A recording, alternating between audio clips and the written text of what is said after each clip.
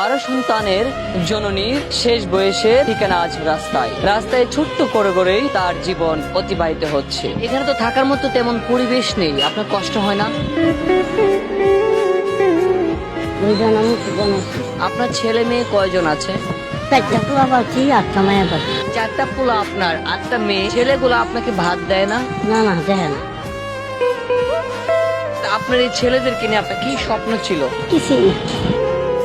ওদেরকে নিয়ে আপনার আশা ছিল না যে আপনাকে ভাত দিবে, খাওয়াবে, হজ করতে নিয়ে যাবে? সারাদিন বয়া 100 টাকা পাই, 100 টাকা লেগেছি ভাত টাইনা খাম।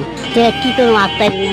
আজকে কি খাইছেন আপনি? আমার একজনের খাওয়া হয়েছে চা, একটা সিঙ্গারা। কত কষ্ট করে পাচ্ছি, তুমি যদি না দেখো তো তোমার কেলা পাচ্ছে এলাকা যাইবে, তোমার যেমনি চিকেন খাও।